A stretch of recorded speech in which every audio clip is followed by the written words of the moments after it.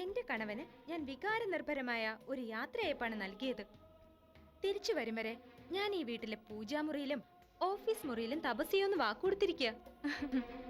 പാവം, ഐസ്ക്രീം അലിയുന്ന പോലെ അങ്ങ് അലിഞ്ഞു പോയി. കണ്ണു നിറഞ്ഞ അദ്ദേഹം പോയത്. നിന്നെ വിശ്വസിച്ച് നിനക്കെല്ലാം തന്നൊരു മനുഷ്യനെ ചതിക്കാൻ നിനക്ക് എങ്ങനെ തോന്നുന്നു? സുധിയേട്ടാ, ഒരാളെ മാത്രം വിശ്വസിച്ച് എന്റെ എല്ലാം സമർപ്പിച്ച എന്നെ സുധിയേട്ടൻ ചതിച്ചില്ലേ? എന്റെ ജീവിതം ഇങ്ങനെ ആവുമായിരുന്നോ? ഞാനൊരു സ്വർണ്ണക്കൂട്ടിലെ കിളിയാ. എനിക്ക് യാതൊരുവിധ സ്വാതന്ത്ര്യവും ഇല്ല. ഗൾഫ് മേനോന്റെ സ്വത്തുക്കളുടെ കൂമ്പാരത്തിന് നടുവിൽ ഒറ്റയ്ക്ക് ആരുമില്ലാതെ. നോ, എനിക്ക് കൂട് തകർക്കണം.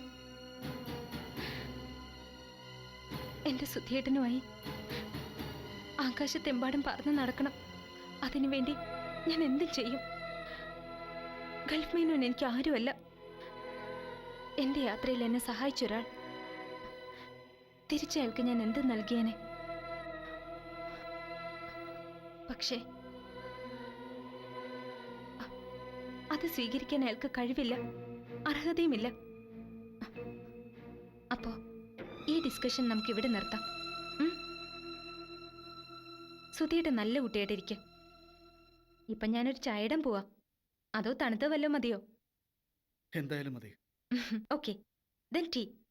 അതാണ് സുധിയേട്ടൻ ഏറ്റവും ഇഷ്ടം എന്തെന്ന് എനിക്കറിയാം.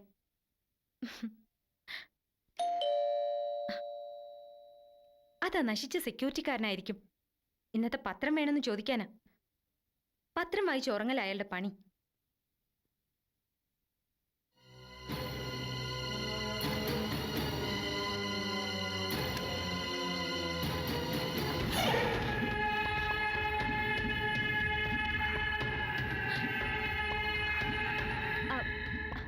അല്ല, എന്ത് പറ്റി?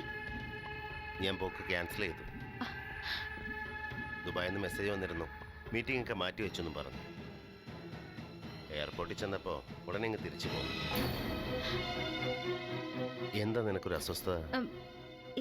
അസുഖം വല്ലതും ഉണ്ടോ? ഒന്നുമില്ല. മേനോൻ ചേട്ടൻ പെട്ടെന്ന് തിരികെ വന്നതിന്റെ സന്തോഷം.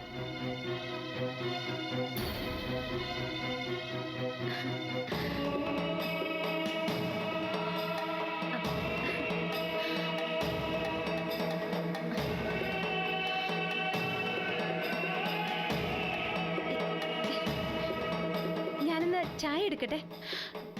മേനോൻ ചേട്ടൻ മോളിൽ പോയി വിശ്രമിച്ചോളൂ. വിശ്രമിക്കുന്നതിന് മുമ്പ് എനിക്കൊരു അത്യാവശ്യ കാര്യമുണ്ട്. എന്താ അത്? ഈ വീട്ടിൽ ആരോ ഒളിച്ചിരിപ്പുണ്ട്, അവനെ കണ്ടുപിടിക്കണം. അതിന് ആരും ഇവിടെ വന്നില്ലല്ലോ. വന്നു, സെക്യൂരിറ്റി പറഞ്ഞല്ലോ ആളകത്തുണ്ടെന്ന്. I will find him. Menon ചേട്ടൻ വേണ്ട, വെറുതെ അപകടമൊന്നും കാട്ടണ്ട. അപകടം? എന്താ അപകടം? വീട്ടിൽ വന്ന കള്ളനെ പിടിക്കണ്ടേ? ആരും ഇതിനകത്ത് കടന്നിട്ടൊന്നുമില്ല. പറയക്കെ.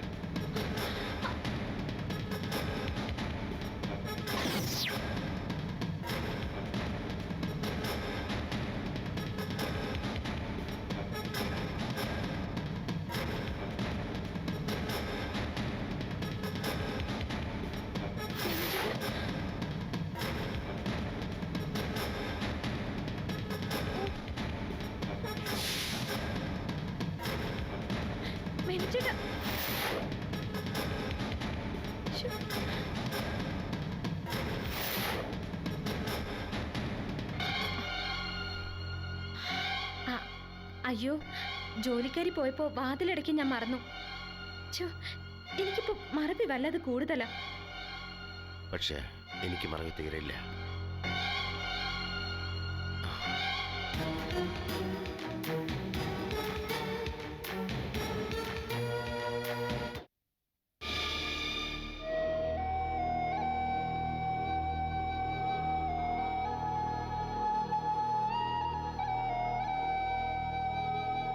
വീണ, എന്താ ഇത്? ഞാൻ നിന്നോട് പറഞ്ഞതല്ലേ നല്ലോണം ഡ്രസ് ചെയ്യണമെന്ന്. First impression is the best. അതറിയില്ലേ നിനക്ക്? ലേറ്റസ്റ്റ് ഫാഷൻ ഡ്രസ് അണിയുന്നതിൽ ക്രൈസ് ഉള്ള കുട്ടിയായിരുന്നില്ലേ നീ? എന്നിട്ടിപ്പോ എന്തിനാ വല്യമ്മ അജിത്തിനെ ഇംപ്രസ് ചെയ്യിക്കുന്നേ? എനിക്കാരെ ഇംപ്രസ് ചെയ്യിക്കേണ്ട കാര്യമില്ല. ഉണ്ട് മോളെ, പെൺകുട്ടികൾ ആൺകുട്ടികളെ പോലെയല്ല. അവര് വളരെ ശോഭയായിട്ട് നടക്കും. ആണിന് പൗരുഷ വലുത്. പണവും പദവിയൊക്കെ മതി ആണിനെ ആകർഷിക്കാൻ. പക്ഷേ പെണ്ണിനതല്ല. എപ്പോഴും അവൾ ആണിനൊരു കൗതുകമായിരിക്കണം. എന്നും അവളോടൊട്ടി നിൽക്കാൻ ആണിന്റെ മനസ്സ് കൊതിക്കണം. ഇതൊക്കെ അറിഞ്ഞിട്ടും വല്യമ്മ എന്താ ഒരു കല്യാണം കഴിക്കാഞ്ഞേ? കഴിക്കായിരുന്നു മോളെ. നല്ല പ്രായത്തിൽ ഞാനും ഒരു സുന്ദരിയായിരുന്നു. എനിക്കുമുണ്ടായിരുന്ന ഒരു പ്രണയം. നാട്ടുമ്പുറത്തുകാരനായ ഉണ്ണികൃഷ്ണൻ എന്ന കുസൃതി ചെറുക്കൻ. കായലിന് അക്കരെ ഇക്കരെ നീന്തുമായിരുന്ന ഒരു തെമ്മാടിക്കുട്ടി. എല്ലാവർക്കും അവനെ വലിയ ഇഷ്ടമായിരുന്നു. കൊള്ളാം, നല്ല രസമുണ്ട്. വല്യമ്മയുടെ പ്രണയകഥ എന്റെ മൂഡ് മാറ്റവും തോന്നുന്നുണ്ട്. ഞങ്ങൾ കോളേജ് പഠിക്കുന്ന പ്രായമായപ്പോ എനിക്ക് മലേഷ്യയിൽ നിന്നൊരു പ്രപ്പോസൽ വന്നു. അന്ന് അച്ഛന് നിന്റെ അപ്പൂപ്പന് മലേഷ്യയിലായിരുന്നു ജോലി. അജിത്ത് എന്ന് വരുന്നത് പോലെ എന്റെ പ്രതിശ്രുത വരൻ മലേഷ്യയിൽ നിന്നും വന്നു. അന്ന് ഫ്ലൈറ്റില്ല, കപ്പലില്ല വരവ്. എന്നെ അദ്ദേഹത്തിന് വലിയ ഇഷ്ടമായി. ജാതകമാണെങ്കിൽ നല്ല ചേർച്ചയും. അപ്പോ വല്യമ്മയുടെ പ്രണയം അപ്പനും അമ്മൂമ്മയ്ക്കൊന്നും അറിയില്ലായിരുന്നോ? ഇല്ല, അതൊക്കെ ഒരു കുട്ടിക്കളി പോലെ അവര് കരുതിയിരുന്നുള്ളൂ. പെട്ടെന്ന് അങ്ങോട്ട് കല്യാണം നിശ്ചയിച്ചു. അച്ഛനെ എതിർക്കാൻ എനിക്കെന്നല്ല ആർക്കും ധൈര്യം ഉണ്ടായില്ല. ഞാനും എന്റെ ഉണ്ണിയേട്ടനും കൂടി എങ്ങോട്ടെങ്കിലും ഒളിച്ചോടിപ്പോകാൻ തീരുമാനിച്ചു. എന്നിട്ട് ഞങ്ങൾ കല്യാണ നിശ്ചയത്തിന്റെ തലേന്ന് രാത്രി വണ്ടിയിൽ നാട് വിട്ടു. ടാക്സിയിൽ ഉണ്ണിയേട്ടന്റെ തോളിൽ ചാരി ഞാൻ ഉറങ്ങിപ്പോയത് ഓർമ്മയുള്ളൂ. എപ്പോഴോ എവിടെയോ എത്തിയപ്പോ ഞാൻ ഉണർന്നപ്പോ ഉണ്ണിയേട്ടൻ എന്റെ അരികിലില്ല. വെരി ഇൻട്രസ്റ്റിംഗ്, പറയേ. പിന്നീട് ഒരിക്കലും ഞാൻ ഉണ്ണിയേട്ടനെ കണ്ടിട്ടില്ല. എവിടെ പോയതാ? അന്വേഷിച്ചില്ലേ? അന്വേഷിച്ചു. അച്ഛന്റെ ആൾക്കാർ അപകടപ്പെടുത്തിയാണെന്ന് ചിലര് പറഞ്ഞു. ഉണ്ണിയേട്ട ഭയന്നോടിയതാണെന്ന് മറ്റു ചിലർ. അച്ഛൻ എന്റെ കല്യാണം നിശ്ചയിച്ചു. കല്യാണത്തിന്റെ തലേന്ന് എനിക്കൊരു കത്ത് കിട്ടി. എന്തു പറ്റി അദ്ദേഹത്തിന്? ഒരിക്കലും തിരിച്ചു വരില്ലെന്നും അങ്ങ് അകലെയാണെന്നും തിരിച്ചു വന്ന എന്റെ ജീവിതം തകരുമെന്നൊക്കെ പറഞ്ഞായിരുന്നു. പിറ്റേന്ന് കല്യാണ സമയത്ത് ഞാൻ ആശുപത്രിയിലായിരുന്നു. എന്താ ഉണ്ടായേ? ഞാൻ ആത്മഹത്യക്ക് ശ്രമിച്ചു. Oh my god. അപ്പൊ എന്നെക്കാൾ അനുഭവങ്ങൾ വല്യമ്മയ്ക്കുണ്ടല്ലോ. എന്നാലും വല്യമ്മ കണ്ടതൊന്നും തോന്നില്ല. എന്നിട്ട് പിന്നെന്താ വല്യമ്മ മാരേജ് ചെയ്യാതിരുന്നേ? ഞാൻ അന്നു മുതൽ തുടങ്ങിയ കാത്തിരിപ്പാ മോളെ, എന്റെ ഉണ്ണിയേട്ടന് വേണ്ടിട്ട്. അപ്പോ വല്യമ്മയുടെ ഉണ്ണിയേട്ടൻ തിരിച്ചു വരുമെന്നാണോ? ജീവിച്ചിരിപ്പുണ്ടെങ്കിൽ എവിടെ പോയിരുന്നാലും എന്റെ ഉണ്ണിയേട്ടൻ എന്നെ തേടി തിരിച്ചു വരും. വരും വരെ, എന്റെ മരണം വരെ ഈ കാത്തിരിപ്പ് തുടരുകയും ചെയ്യും.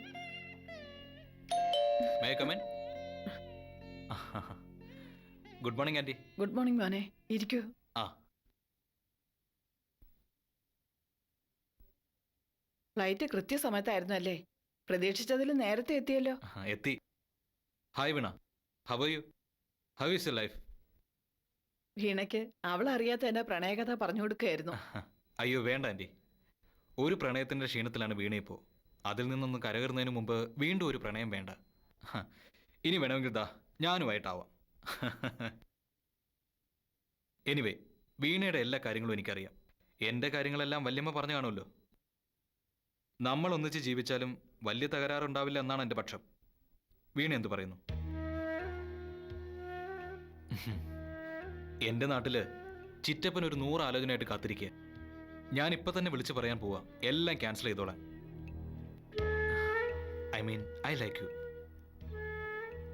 ലവ് അറ്റ് ഫസ്റ്റ് സൈറ്റ് എന്ന് പറയാറില്ലേ, അതുപോലെ. മൗനം സമ്മതം എന്ന് കരുതാം.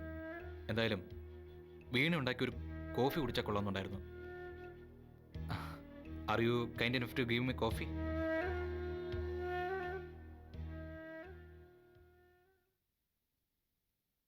അവള് പാവം അജിത്ത്, ഒരു കെണിയിൽപ്പെട്ടതാ. It's okay aunty. ഞങ്ങൾ സന്തോഷമായിട്ട് ജീവിക്കുന്നത് ആൻറ്റിക്ക് കാണണം, അതുപോലെ. മതി. അത് മാത്രം മതി. എങ്കിലും എത്രയും പെട്ടെന്ന് നിങ്ങൾ ഒരുമിച്ച് സന്തോഷമായി ജീവിക്കുന്നത് കാണണം എനിക്ക്.